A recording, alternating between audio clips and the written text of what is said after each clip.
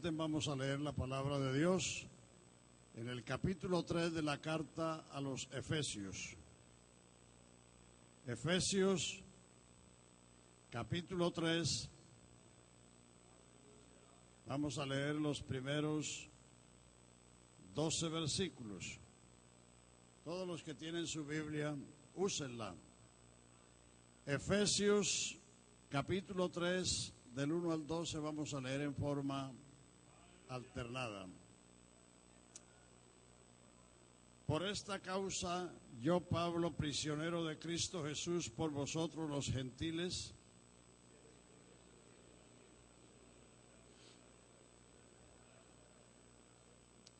que por revelación me fue declarado el misterio, como antes lo he escrito brevemente.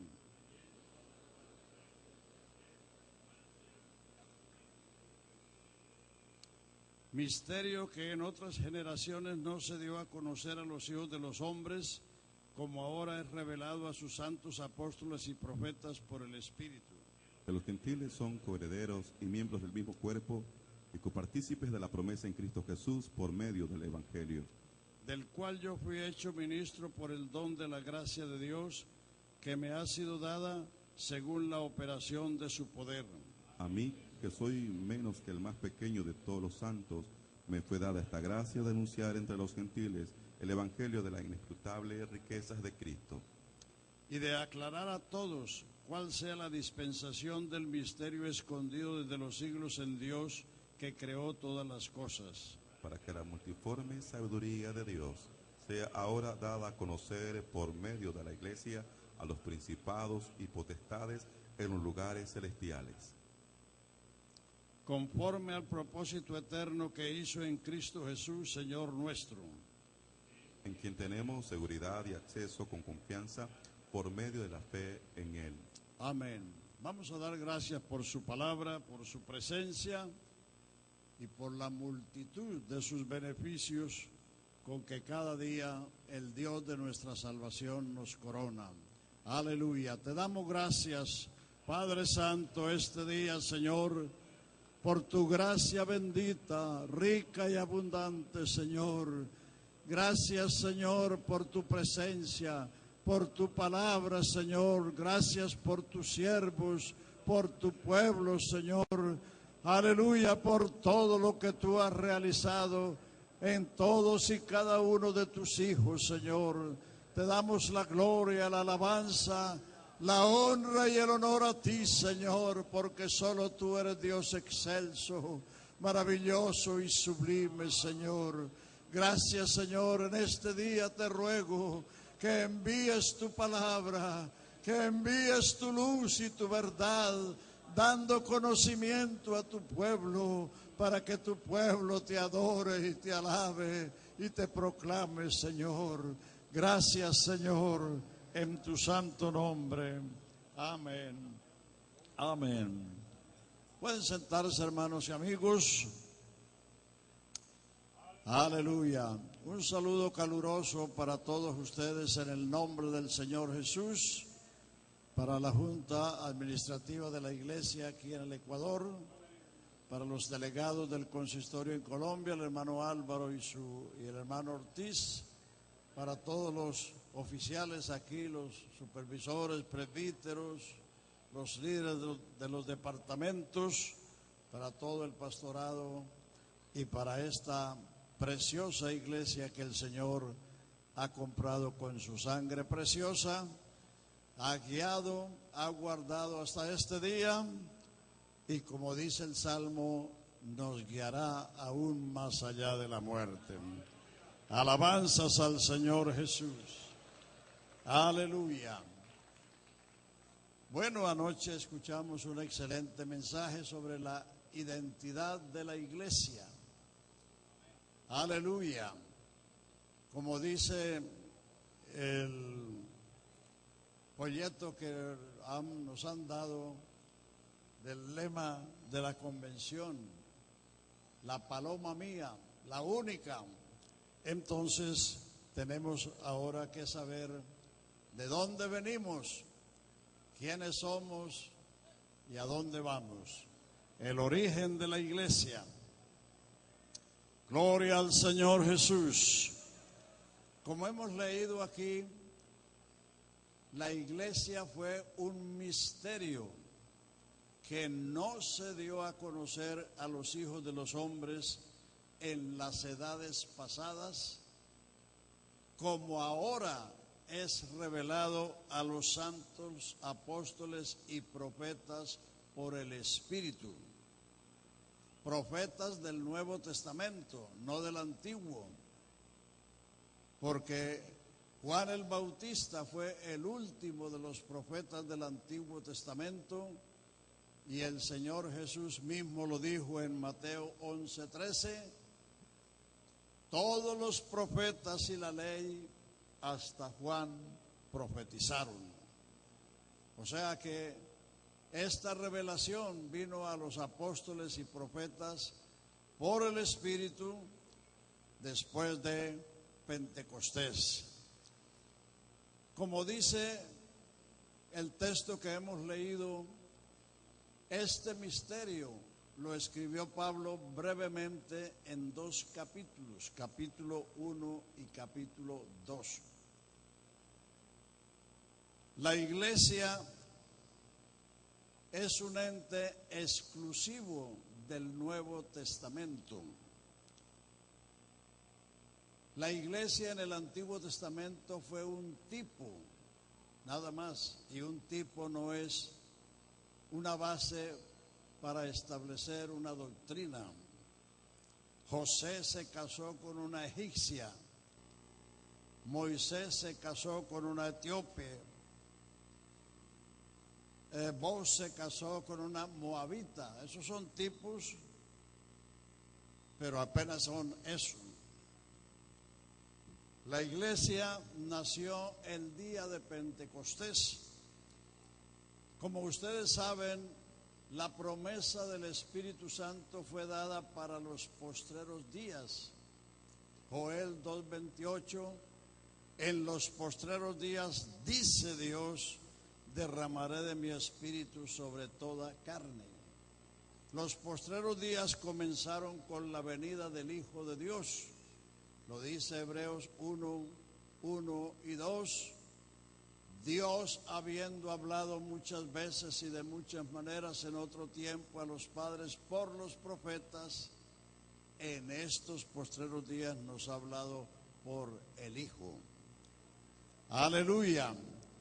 ¿Por qué la promesa del Espíritu Santo fue dada para los postreros días? ¿Y por qué en el Antiguo Testamento nadie, absolutamente nadie recibió el bautismo del Espíritu Santo?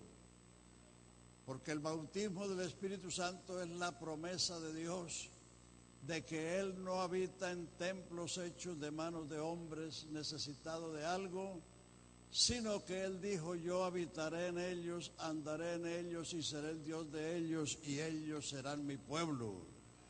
Y para que eso sucediese, primero tenía que ser removido el pecado y solo fue removido en el Calvario. En el Antiguo Testamento el pecado estaba expiado, o sea, cubierto. Por eso el perdón se basaba en eso. Como lo dice el Salmo 32, bienaventurado aquel cuyas transgresiones son perdonadas y cubiertos sus pecados. El perdón para Israel se basaba en eso, pero para que el hombre o la mujer llegasen a ser templo del Espíritu Santo, se necesitaba remover el pecado del hombre. Y para esto apareció el Hijo de Dios, para quitar nuestros pecados, y no hay pecado en Él. Por eso Juan mismo lo señaló diciendo, he aquí el Cordero de Dios que quita el pecado del mundo. O sea que el propósito de la venida del Espíritu Santo fue precisamente para que la iglesia naciera. La iglesia nació el día de Pentecostés en la ciudad de Jerusalén, en el aposento alto, con la venida del Espíritu Santo sobre los primeros 120 creyentes, entre los que estaban los 12 y María, la madre de Jesús. Aleluya, aleluya. Por eso la iglesia no se parece a Israel siquiera, mucho menos es Israel. Israel es un pueblo terrenal con promesas terrenales. Desde que Dios los sacó de Egipto se lo dijo.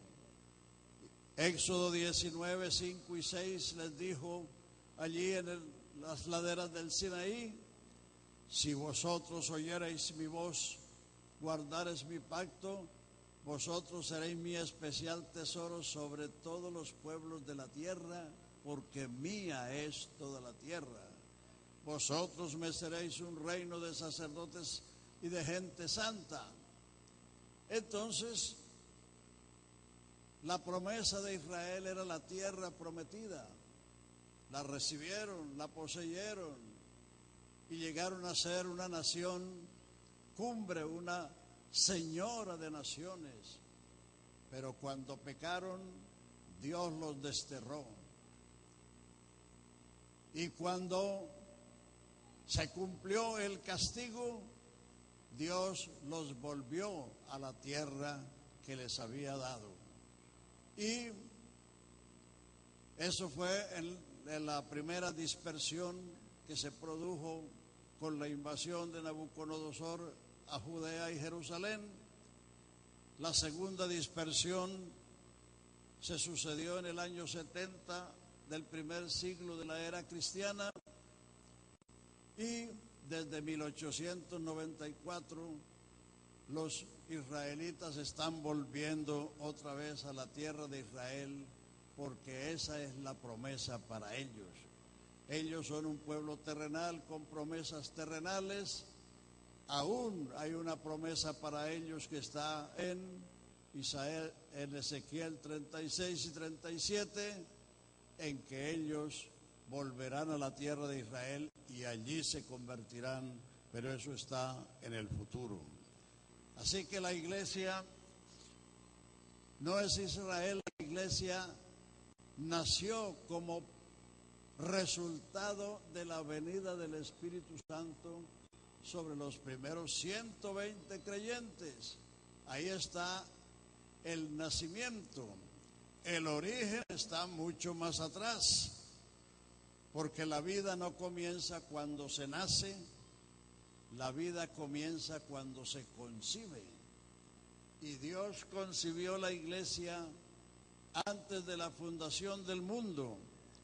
Y el apóstol Pablo, en 3 versículos, nos dice el propósito de la iglesia, el propósito de Dios con la iglesia en 4 hechos. Puede leerlo allá en Efesios 5, 25, 26 y 27, que dice: Cristo amó la iglesia, número 1, antes de la fundación del mundo. Número 2, se entregó a sí mismo por ella. Fue en el Calvario hace 2000 años. Número 3, para santificarla, purificarla en el lavacro de la palabra, es lo que está haciendo ahora, a fin, número 4, a fin o con la finalidad de presentársela gloriosa, sin mancha ni arruga, ni cosa semejante, sino que sea santa y sin mancha. La doctrina de la iglesia está en los no está en los evangelios, está en las epístolas. El Señor Jesús, que es el autor y el actor de la iglesia, solo habló 2 veces de la iglesia durante su ministerio público. Mateo 16, 18, cuando Pedro pronunció la gran confesión que vino a su mente por una revelación de Dios. Entonces Jesús dijo: sobre esta roca edificaré, futuro, mi iglesia, porque la iglesia aún no había nacido. Esa es la primera vez que Jesús habló de la iglesia, y la segunda está en Mateo también 18:18, cuando se habla de cómo se ha de perdonar a un hermano. Dice: dilo a la iglesia, y si no oye a la iglesia, tenle por gentil y publicano. Esas son las únicas dos veces que el Señor Jesús habló de la iglesia, siendo que Él es el autor y el actor, la cabeza, el fundamento, el todo. Pero Pablo escribió 13 cartas, y en todas ellas nos habla de la iglesia. Y escribió una carta para decir todo lo que la iglesia es, desde su origen hasta cuando sea presentada por el Señor mismo. Él mismo se la va a presentar. Y esa carta es la carta a los Efesios. Entonces vamos allá. Efesios 1:3.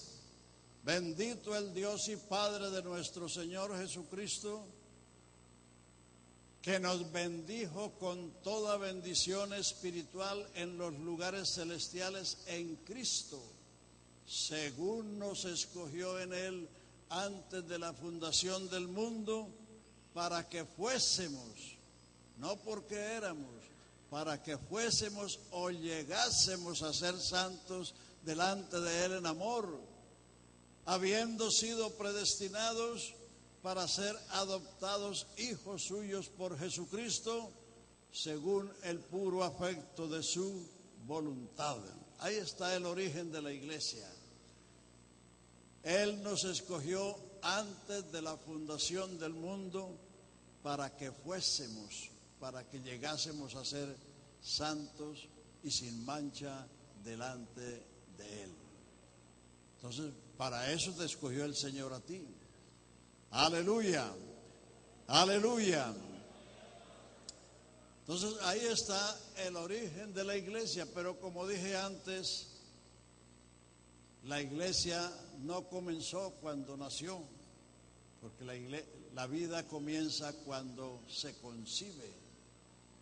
Dios concibió la iglesia en la eternidad y por milenios la gestó hasta que el día de Pentecostés, 50 días después de la resurrección de Cristo, nace la iglesia en el aposento alto en la ciudad de Jerusalén con aquellos primeros 120. Pedro predica el primer sermón de los Hechos 2. La gente pregunta: varones hermanos, ¿qué haremos?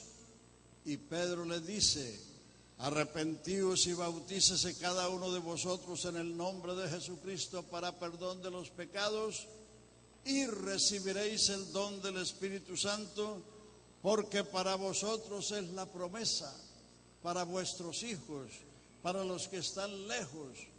Fíjese cuán lejos estábamos nosotros de aquel día. Y para todos cuantos el Señor nuestro Dios llamare.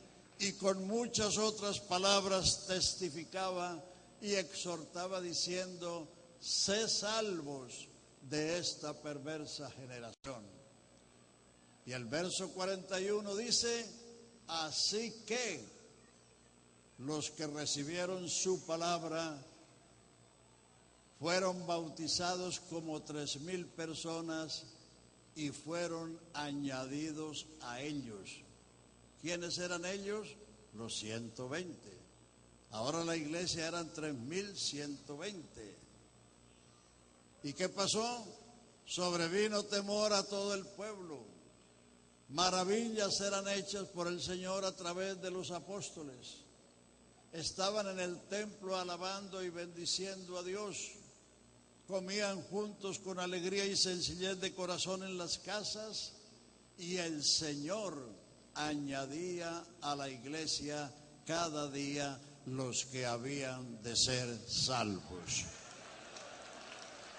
Aleluya. Aleluya.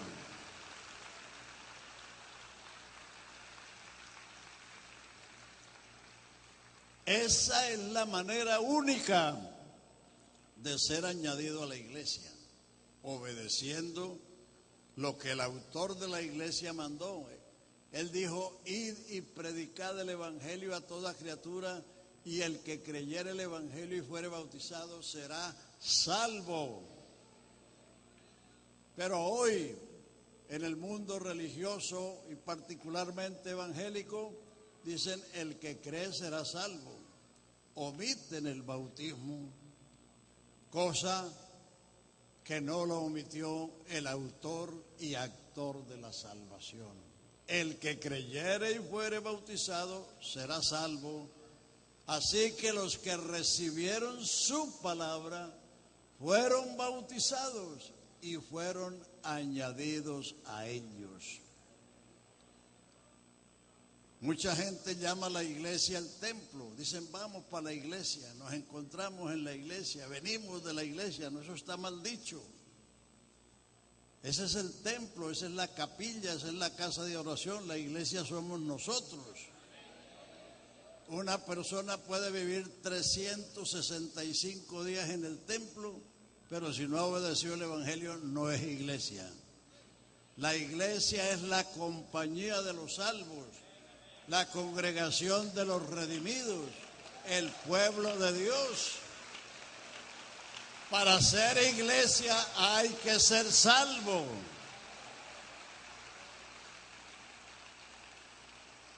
Claro, en las congregaciones le dan una tarjetica para que llene el nombre, la dirección, el teléfono. Eso es para tener una información para poderlo visitar o llamar, etcétera. Pero ese no es que usted ya fue añadido a la iglesia porque levantó la mano, porque pasó adelante. No, señor.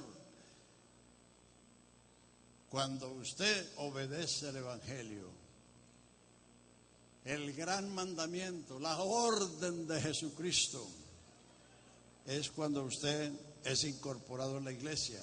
Primera de Corintios 12:12, por un espíritu fuimos todos bautizados en un cuerpo, sean judíos, sean griegos, sean siervos, sean libres, sean varones, sean mujeres, a todos se nos dio a beber de un mismo espíritu.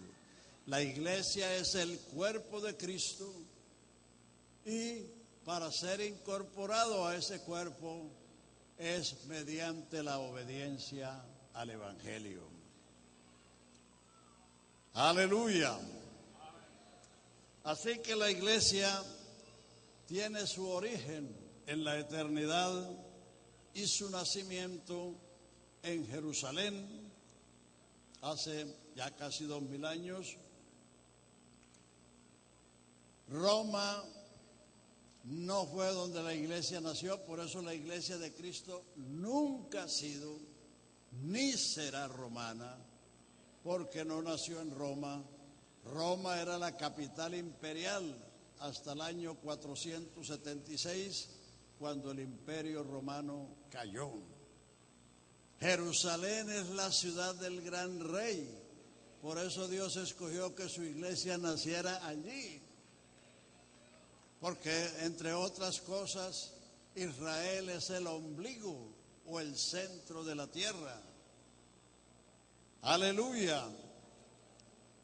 ¿Por qué Jerusalén es la ciudad del gran rey y por qué será la capital del mundo?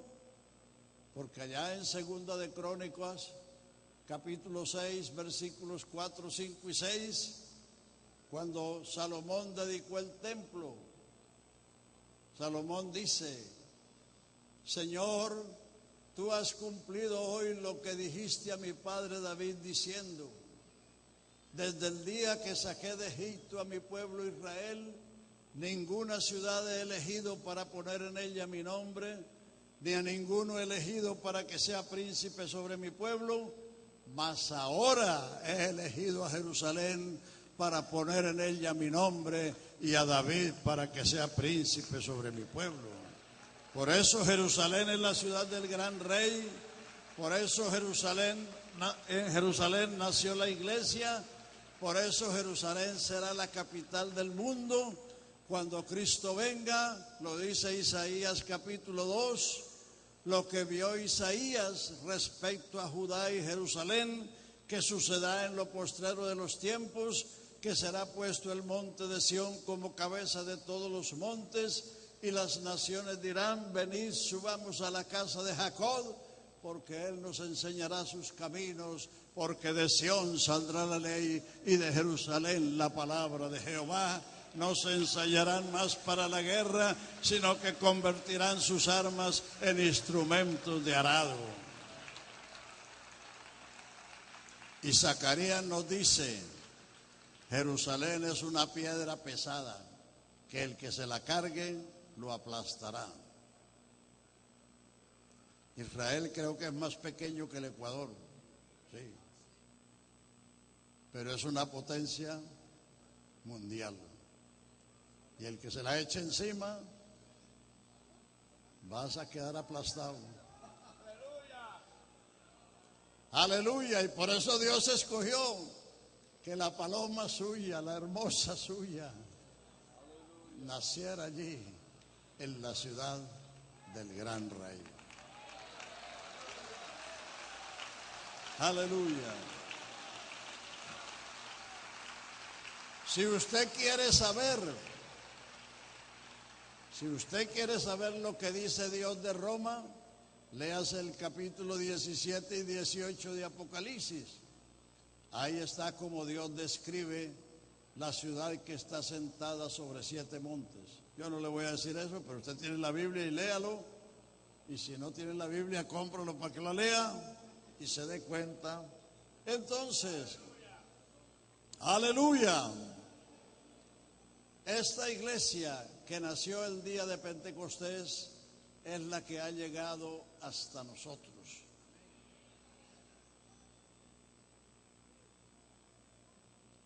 Estos primeros discípulos, dice Hechos 2:42, dice: perseveraban en la doctrina de los apóstoles, número 1. En la comunión unos con otros, número 2. En el partimiento del pan, número 3. Y en las oraciones, número 4. El resto del capítulo y el resto del libro son resultados. Sobrevino temor a todo el pueblo. Maravillas eran hechas por los apóstoles. Estaban juntos y comían con alegría y sencillez de corazón. Estaban en el templo alabando a Dios y teniendo gracia con todo el pueblo, y el Señor añadía a la iglesia cada día los que habían de ser salvos. El libro de los Hechos es el modelo de la iglesia. Le voy a enumerar algunas cosas. Número 1, ¿qué predicaron los apóstoles? Ahí está lo que predicaron los apóstoles. Están los sermones de Pedro, de Pablo, de Esteban. Entonces usted lea para que ver qué predicaron los apóstoles, a ver si lo que hoy le predicamos es igual. ¿Qué predicaron los apóstoles?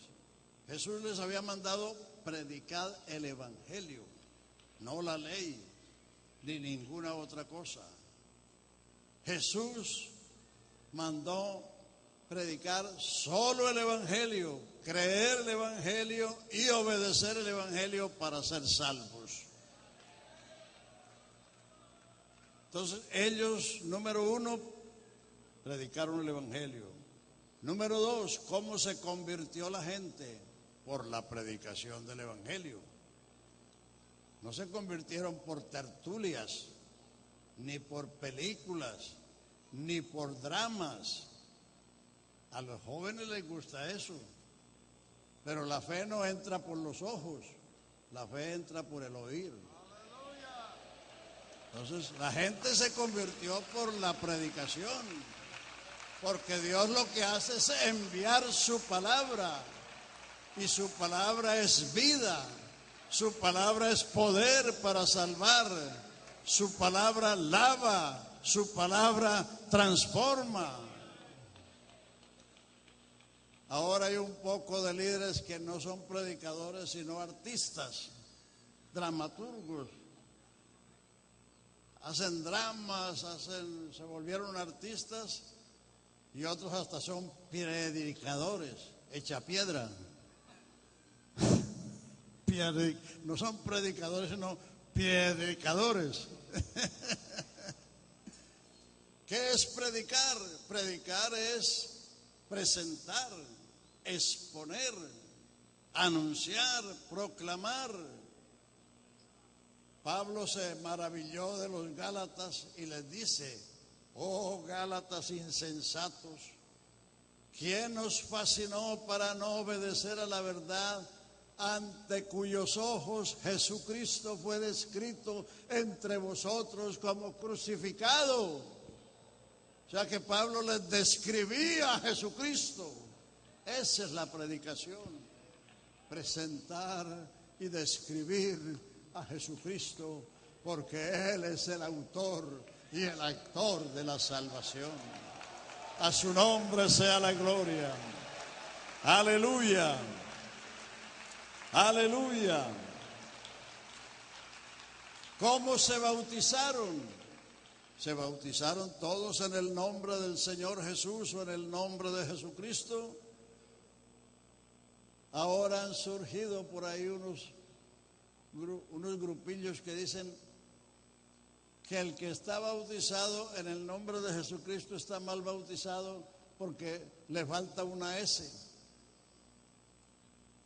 Sí, yo los encontré en México y en Guatemala me llamaron de allá para lo mismo.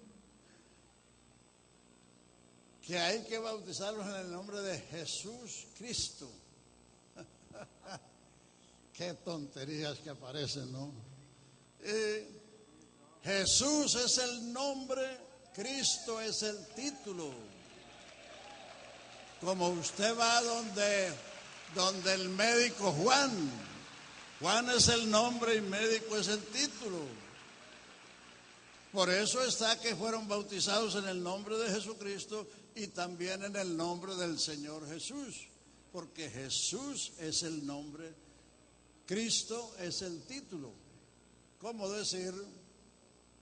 Hermano Álvaro, el presidente de la iglesia. Entonces, presidencia es un título, pero Álvaro es el nombre.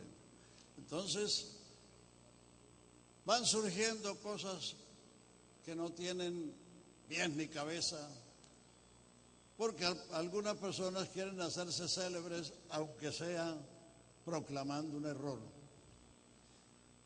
Entonces fueron bautizados. ¿Cómo recibieron el Espíritu Santo? Hablando en otras lenguas como el Espíritu les daba que hablasen. No fue bailando, ni corriendo, ni brincando, ni nada de esas cosas, no. Estaban todos unánimes allí y de repente vino un estruendo como de un viento recio que llenó toda la casa. Se les aparecieron lenguas repartidas como de fuego. ¿Cómo de fuego? No era fuego. Fueron todos llenos del Espíritu Santo y comenzaron a hablar en otras lenguas como el Espíritu les daba que hablasen. Ya hay movimientos pentecostales degenerados que ya no reciben el Espíritu Santo, sino que se ponen a bailar o a hacer otras cosas y entonces dicen que están bajo la unción del Espíritu Santo. Pero ahí está el modelo. Aleluya. ¿Cómo se formaron las congregaciones? Ahí está en los Hechos 14. Después de que predicaron en las ciudades, constituyeron ancianos en las congregaciones que se habían formado. Los ancianos eran los pastores. ¿Cómo salieron los obreros al ministerio? Ahí en el capítulo 16 está. Llegó Pablo a Listra y había allí un joven llamado Timoteo, hijo de mujer judía, pero de padre griego, del cual daban buen testimonio los hermanos en Listra y en Iconio, y Pablo lo llevó a la obra. Ahí está todo. Entonces, Como decía el hermano anoche, necesitamos tener una identidad y no estar imitando cosas que han aparecido en los últimos tiempos. Claro, ahora hay grupos con miles porque están predicando otra cosa. Están ganando la gente con métodos como los que ya mencioné, tertulias, películas, dramas, etcétera. Pero pregúntele a esas gentes si han recibido el Espíritu Santo o si han sido bautizados en el nombre del Señor Jesús. Es decir, están como los bautistas de los capítulos 19 de los Hechos, donde Pablo llegó a Éfeso y encontró ciertos discípulos, creyentes. ¿En qué pues fuisteis bautizados? O la pregunta primera fue, ¿recibiste el Espíritu Santo cuando creíste? Ahora algunos se han inventado otra pregunta. ¿Usted ha hablado en lenguas? Esa no es la pregunta. Si Pablo les hubiera hecho esa pregunta, le hubieran dicho, sí, hablamos hebreo y griego. Claro. Pero eso no es la pregunta. Por eso, por hacer malas preguntas, hay malos resultados, malas doctrinas. La pregunta es, ¿recibiste el Espíritu Santo cuando creíste? Porque para hablar en lenguas hay que recibir el Espíritu Santo y no al contrario. No al contrario. Entonces, por hacer mala la pregunta, entonces la gente piensa que hay que hablar en lenguas para recibir el Espíritu Santo. Las lenguas no son el Espíritu Santo. Las lenguas son la señal visible y audible de que una persona recibió el Espíritu Santo, porque el Espíritu es invisible. Aleluya. ¿Cómo puedo yo saber que una persona recibió el Espíritu Santo si el Espíritu es invisible? Por eso Dios dio una señal visible y audible. Lo mismo sucedió con Juan el Bautista, el precursor de Cristo. Él tenía el encargo de bautizar y presentar a Cristo al pueblo. Pero él dijo, yo no lo conocía, porque aunque eran primos, Juan no lo conocía porque Juan fue un hombre del desierto, no de la ciudad. Estaba con las fieras, comía miel silvestre y langostas.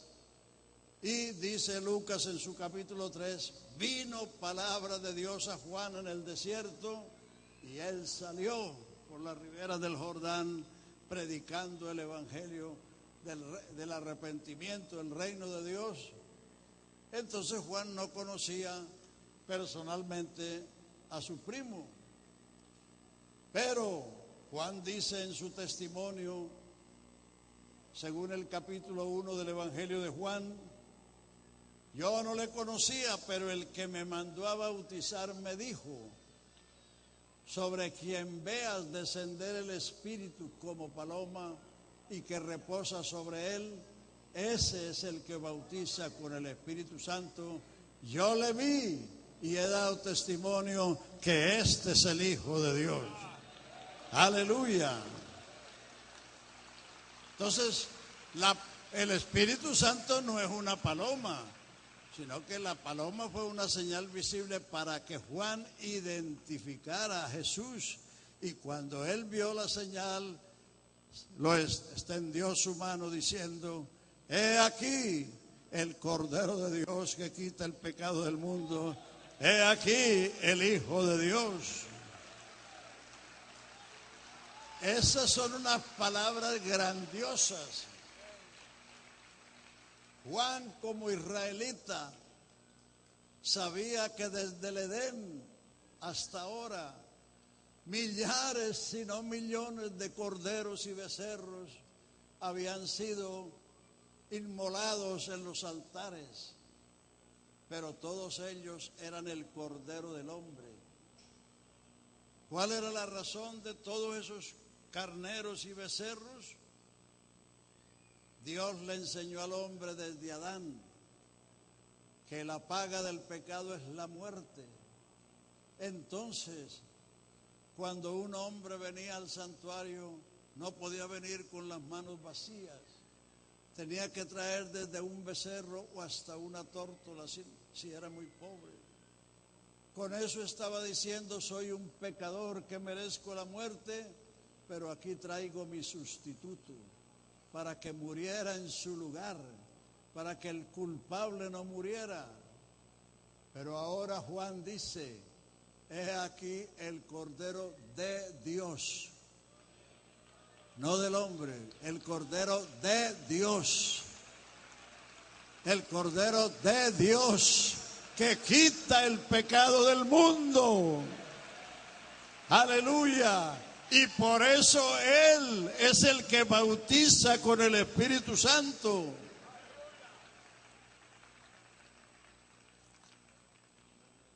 Jesucristo es el Cordero de Dios por dos razones básicas. Porque Dios se proveyó de Cordero. Hebreos 10:5 dice: cuando introduce al primogénito en el mundo, dice: me preparaste cuerpo.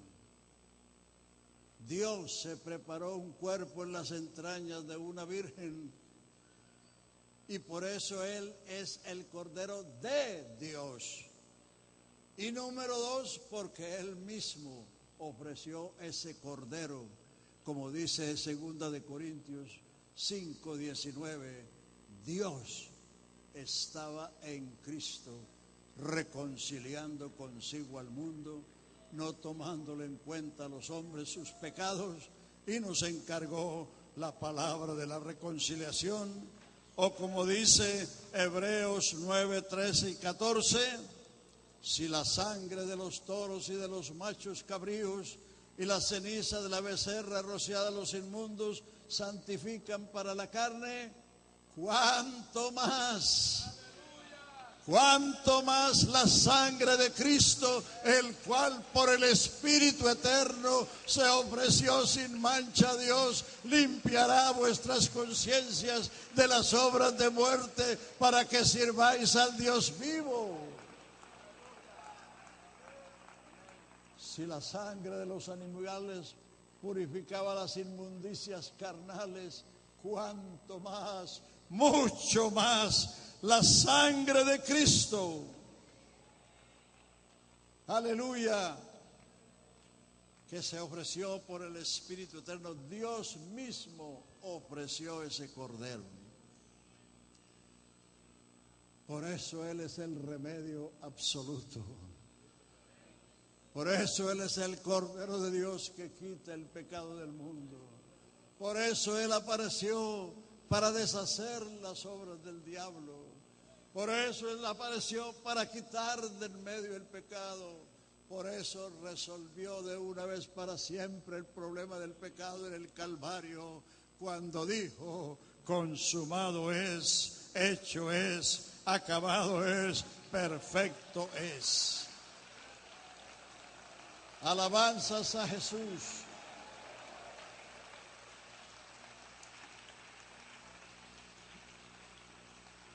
¿Por qué la iglesia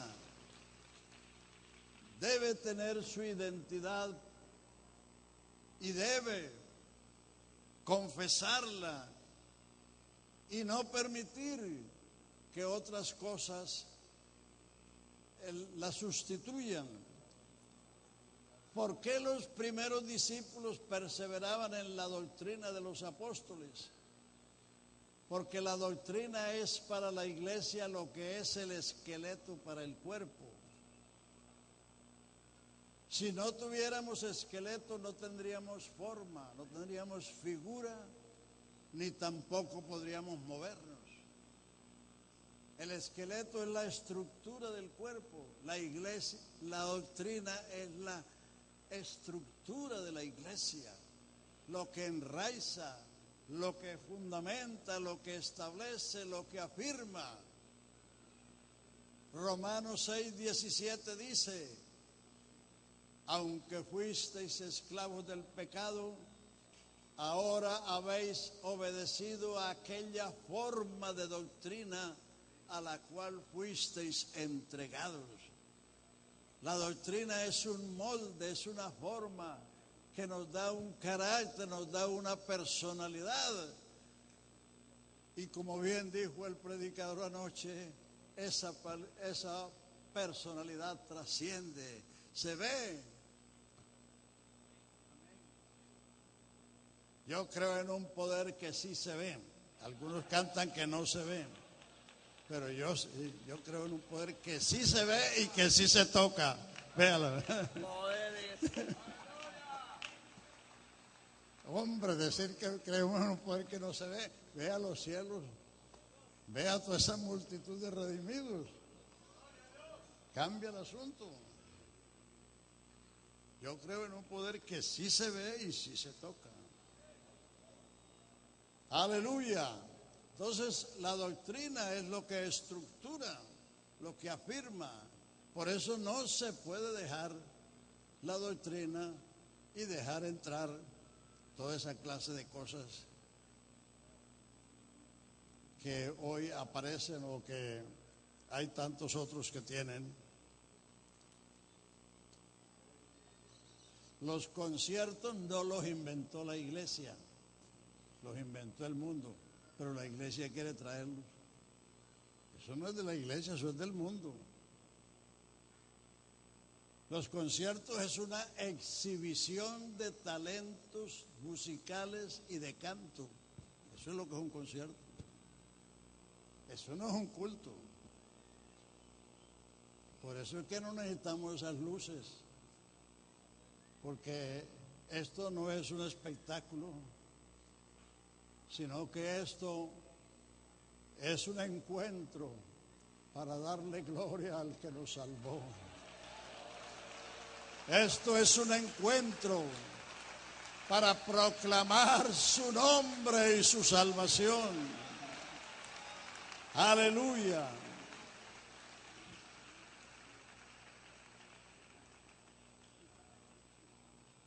El evangelio no es una canción. Hay gente que quiere ahora ganarse las almas cantando. No, Señor, el evangelio no es una canción.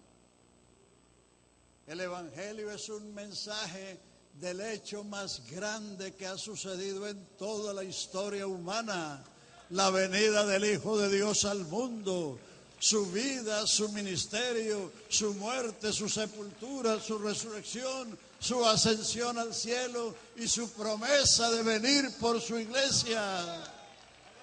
Eso es el evangelio.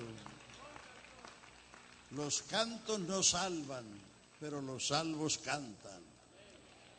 El que no canta es porque no se sabe el coro o porque no le ha pasado nada.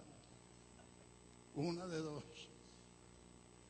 Si usted no canta es porque no se sabe el coro o el himno, y en eso está justificado. Yo no he cantado alguno aquí porque no me lo sé. Pero todo aquel que es salvo tiene una canción, porque aunque el evangelio no es una canción, produce una canción. Alabanzas a Jesús. Alabanzas a Jesús.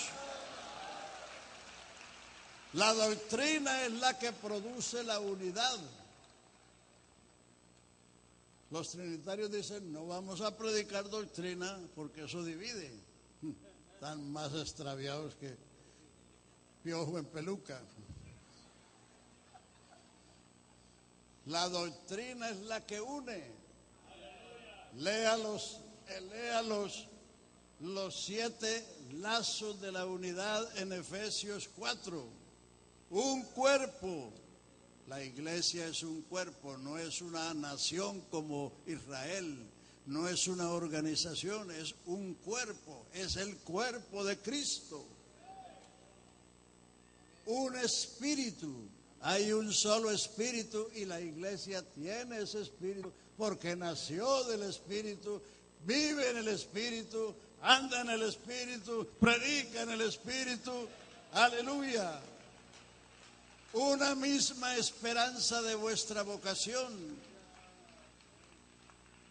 Un Señor, un solo Señor. Jesucristo es el Señor de todos. Una sola fe, un solo bautismo, un solo Dios y Padre de todos, el cual es en todos, por todos y sobre todos. Ahí están los 7 lazos que conforman la unidad y que son las que nos unen, siendo de diversas nacionalidades, culturas, razas, etcétera. Pero el Señor nos ha incorporado en un solo cuerpo, por un espíritu. Fuisteis todos bautizados en un cuerpo, sean judíos, sean griegos, sean siervos, sean libres, sean varones, sean mujeres. A todos se nos dio a beber de un mismo espíritu. Aleluya. Entonces, esa unión es la que produce la comunión. La comunión no se puede imponer. La comunión es resultado de algo. Usted no se sienta en la mesa con extraños. El que se sienta contigo en la mesa es porque tiene algún vínculo. Familia, amigos, compañeros, vecinos, qué sé yo qué. Hay que tener un vínculo. Entonces la comunión es el fruto de la unidad. Sin unidad no hay comunión. Los trinitarios tienen uniformidad.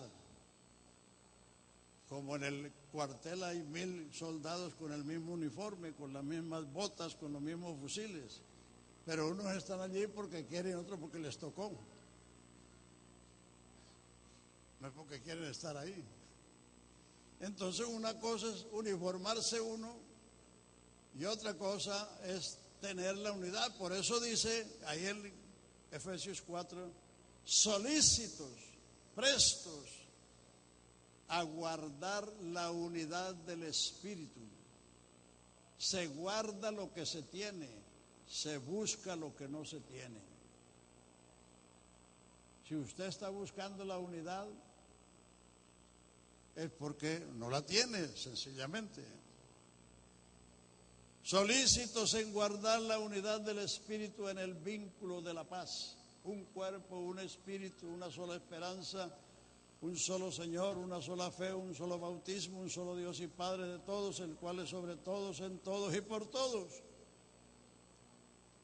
¿Qué más queremos después de eso? Si ahí está todo. Aleluya. Yo no sé por qué hay gente pentecostal que quiere buscar otras cosas. No creen o no han oído o no han leído lo que dice Pablo: en Él estáis completos, en Él estáis realizados, porque Él es la cabeza de todo principado, potencia, potestad y señorío. Aleluya. Hay que realizar lo que somos, lo que tenemos. Entonces, el partimiento del pan, que es la Santa Cena, es la confesión de la comunión.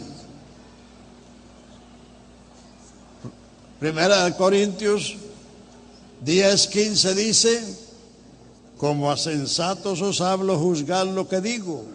La copa de bendición que bendecimos no es la comunión de la sangre de Cristo.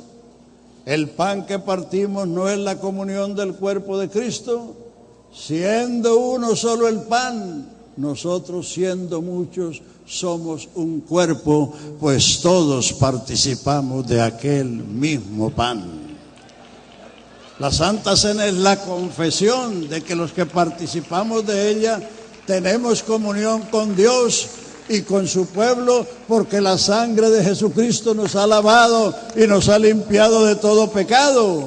Y el pan que partimos no es la comunión del cuerpo de Cristo, porque Él es el único pan y todos participamos de ese pan. A su nombre sea la gloria. Y en las oraciones, mucha gente ora por lo que no tiene, pero hay que orar por lo que tenemos. Las oraciones de Pablo no eran por lo que no tenía. Él no estaba orando ni por un caballito, ni por una lanchita, menos por zapatos, ni vestidos, ni carritos, ni nada de eso. ¿Quiere ver para qué oraba Pablo?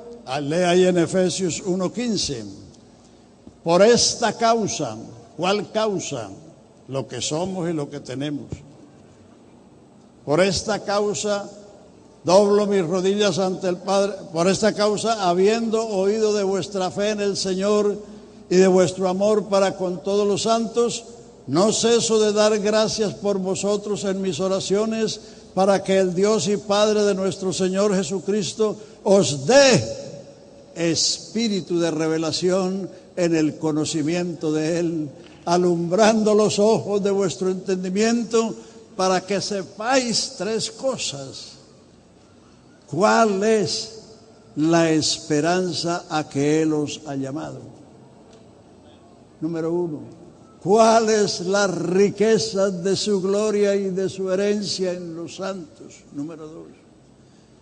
¿Y cuál la supereminente grandeza de poder para con vosotros, para con nosotros los que creemos, según la operación del poder de su fuerza, la cual operó en Cristo, resucitándolo de los muertos, sentándole a su diestra sobre todo imperio, potencia, potestad, señorío, sobre todo nombre que se nombre en este siglo y también en el venidero, y sometió todas las cosas debajo de sus pies y lo dio por cabeza a la iglesia, la cual iglesia es la plenitud de aquel que todo lo llena en todo. Hermanos, estamos enriquecidos. Alabanzas a Jesús. Bendito sea su nombre. Como dije antes, los primeros discípulos perseveraban en eso. 4 cosas: doctrina, comunión, partimiento del pan y oración. Y el resto del libro era resultados. Vuélvase a leer los Hechos. Ojalá se los haya leído 100 veces, vuélvaselos a leer. Porque ahí está lo que el Señor mandó y lo que los apóstoles cumplieron, lo que nos legaron a nosotros. Y luego entonces vinieron las epístolas para explicarnos la doctrina cristiana. Aleluya. En el libro de Cantares hay 3 cuadros de la iglesia. 3:6, perdón. ¿Quién es esta que sube del desierto como columnita de humo, sahumada de incienso? Así como nació la iglesia o como nace en cualquier país, como una columnita de humo, pero perfumada. Porque cuando no se ve nada, solo se ve al Señor por la fe.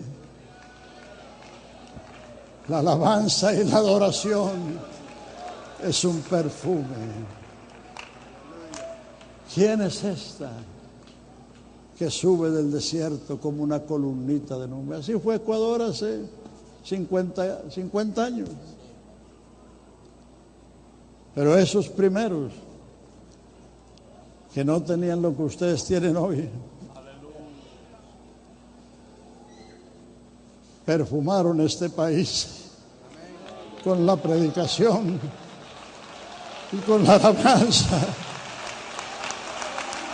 Aleluya.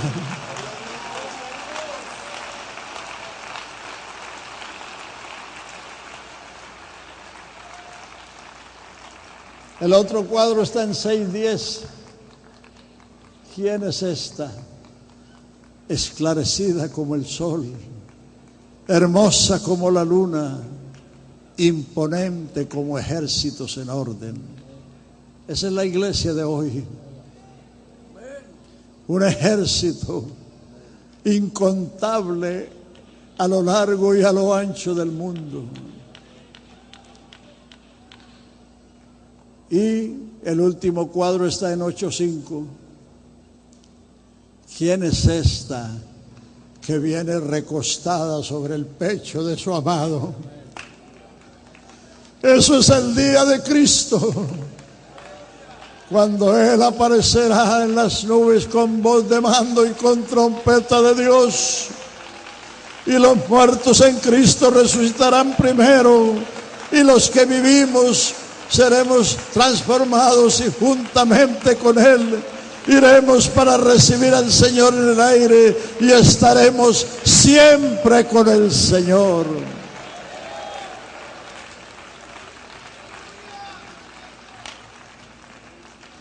Pero tenemos que guardar ese perfume que el Señor nos dio desde el principio, porque la iglesia que va a subir sobre el pecho del Señor es esa iglesia perfumada con su propia vida. Alabado sea su santo nombre. Alabado sea su santo nombre. Así que no nos dejemos deslumbrar de todas esas cosas que han aparecido. Allá en los Estados Unidos a todos esos teleevangelistas, todo eso se le llama entretenimiento, porque eso es lo que es. No es más nada. Puro entretenimiento. Nosotros no somos entretenedores. Somos predicadores del Evangelio glorioso de Cristo.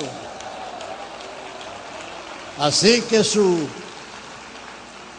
consagración, su trabajo es estudiar la palabra de Dios, orar y predicar no solamente en el púlpito, sino en los lugares públicos y por las casas, porque eso fueron lo que hicieron los primeros discípulos y esa es la manera de ganar las almas para el reino de Dios. Hay que sacar fuera todas esas otras cosas. ¿Qué cuento de dramas ni de películas? Le voy a decir solamente 2 versículos para que se deje de estar usando los ojos y en lugar de eso use los oídos. Juan 5:24, Jesús dice: de cierto digo, el que oye mi palabra y cree al que me envió, tiene vida eterna. Número 1, no vendrá a condenación. Número 2, mas ha pasado de muerte a vida. O sea, cuando nosotros vamos a predicar, vamos a impartir vida, a impartir fe. La vida entra por aquí, la fe entra por aquí. Entonces nuestra labor es esforzarnos, como hicieron los primeros apóstoles, cuando se presentó todas esas haciendas y todos esos bienes que trajeron, que los apóstoles no los pidieron, ni el Señor tampoco los mandó, sino fue una cuestión espontánea de los creyentes. Pero los apóstoles dijeron: no, nosotros no nos vamos a ocupar de eso. No es justo que nosotros dejemos el ministerio de la palabra y de la oración para ocuparnos de estas cosas. Escójanse 7 varones de buen testimonio, llenos de fe y del Espíritu Santo, que se ocupen de esto, y nosotros persistiremos en el ministerio de la palabra y de la oración. ¡Aleluya! La oración nuestra está encaminada a eso, a que Dios nos dé palabras, nos dé gracia, nos dé sabiduría, nos dé visión, nos dé inspiración para proclamar el Evangelio como conviene, con denuedo, como Pablo pedía oración para ello. para hacer notorio el Evangelio de Cristo como conviene. No como esos Zacarías, ahora que hay muchos Zacarías, sacadores de plata, que se toman las promesas de Israel para aplicárselo a la iglesia, pero es para sacar plata. No, a Israel se le dijo que a ellos les daba el poder de hacer dinero y que ellos le prestarían a todos y ellos no tomarían prestado de nadie. ¿Y quién no sabe que ellos son los amos de la economía? En América, en Europa, en todas partes. Porque Dios les dio eso, porque esas son promesas para ellos. Pero ya vimos la promesa para nosotros, que el Señor nos dé espíritu de revelación en el conocimiento de Él, alumbrando los ojos de nuestro entendimiento para que sepamos cuál es la esperanza que Él nos ha llamado, cuál es la riqueza de su gloria y cuál la supereminente grandeza de poder para con nosotros los que creemos. Y si miras la otra oración, la de Efesios 3:14,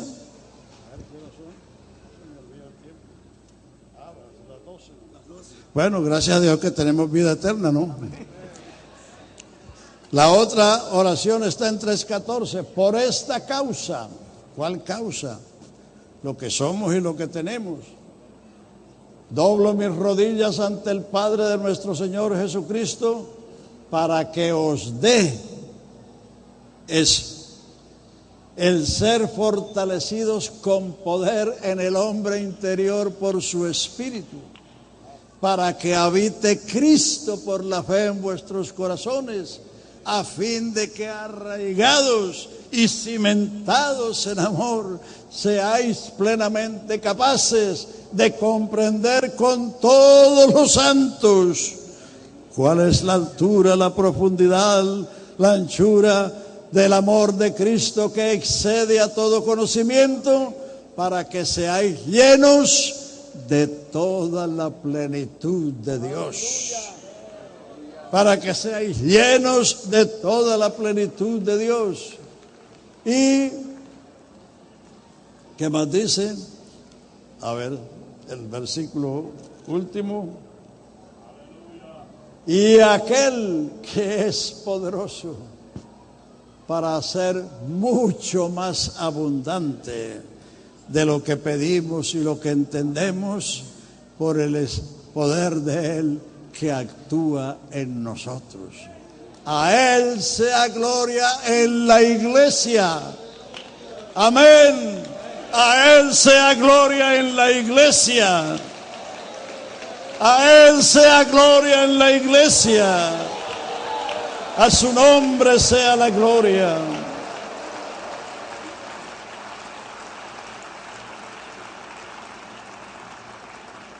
En Cristo Jesús por las edades, por todas las edades. Entonces a esta hora no se levante a pedir, levántese a darle gracias por todo lo que tiene. Ahora, si tú no eres iglesia, si tú no has sido bautizado en el nombre del Señor Jesús, ¿qué es lo que te incorpora en la iglesia?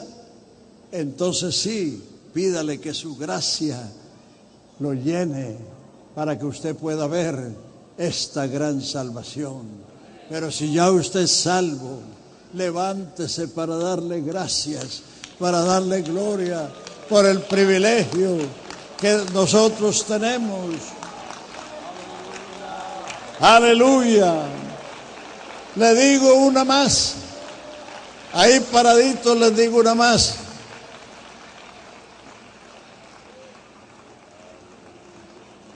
La actual emperatriz del Japón, hace 60 años era una plebeya que no tenía nada que ver con la corte real del Japón. El que hoy es emperador era un príncipe en aquel entonces y se enamoró de esa plebeya. Para poderse casar con ella, tuvo que reclutar un número de profesores para que la educaran, la prepararan, para que cuando él se casara con ella no fuera una ignorante y supiera comportarse a la altura de la corte. Eso es lo que hizo Jesucristo. Él vino a los suyos y los suyos no le recibieron. Lo condenaron como un malhechor, como un farsante, como un engañador. Entonces él se enamoró de una plebeya, el mundo gentil. Se enamoró de nosotros, viles pecadores. A su nombre la gloria. Y por eso ha reclutado todos estos hombres. Y estamos en este trabajo de perfeccionar, de educar esta iglesia para que el día que Él aparezca no seamos unos ignorantes ni nos avergoncemos de Él en el día de su venida, sino que Él sea glorificado en sus santos aquel día. Una praise the Lord, aleluya, aleluya, aleluya, aleluya. Oh, santo, santo, santo, santo, santo. Dale gloria al Señor, alabanza a tu nombre. Maravilloso y bendito, maravilloso y bendito. Gracias, Señor. Gracias, Señor, por salvarnos. Gracias por ser tu iglesia. Gracias por ser tus siervos. Gracias por ser tus hijos, Señor. Gracias por todo lo que has hecho, Señor. Aleluya, aleluya, aleluya, aleluya. Gracias, gracias, gracias, gracias, Señor. La praise the Lord, the praise the Lord. Gloria the praise Sur de Kaiser la protestera. Aleluya, aleluya, aleluya, aleluya. Alabanzas a su santo nombre. Alabanzas a su santo nombre. Dele gracias, dele gloria, dele alabanza y usted va a recibir el Espíritu Santo ahí, alabándole y glorificándole. Aleluya. Aleluya, Señor Jesús, bendito tu nombre santo.